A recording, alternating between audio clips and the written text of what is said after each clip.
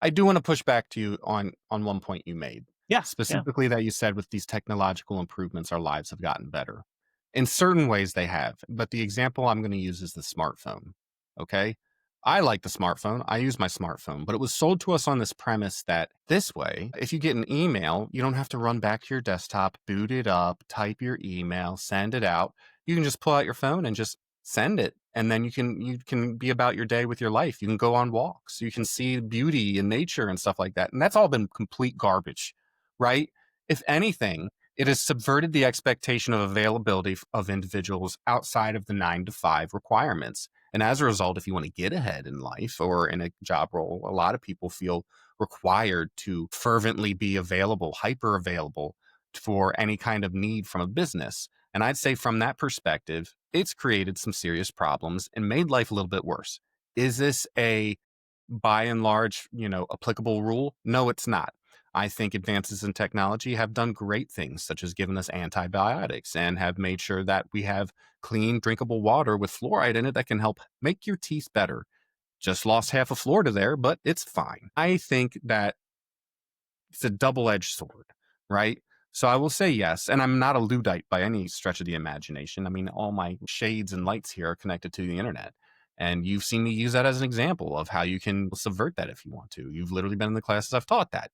But I think there should be a level of consideration with the assumption that tech makes life better, because if we keep by that perspective, you just give more credence to the accelerationists, right?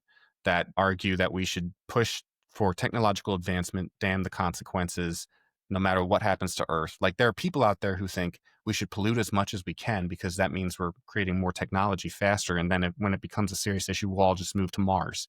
That is a concerning mentality. I don't I actually have agree, and any I way think to end that.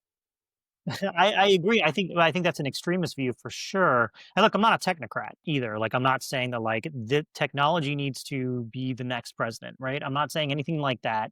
What I am saying though is that sure, I'd say this is definitely more anecdotal and maybe more of a personal preference. However, comma, I will say that once your personal preference matches that of your bosses, then yeah, maybe you are expected to work after hours. However, I will say that, at the end of the day, I can pause my work apps on my phone. I don't have to keep up on any of the technologies that we use at our work, right? Whether that be email or some other kind of Wish I could texting pause all capability. this work for legitimate cybersecurity at the end of the day, Dustin.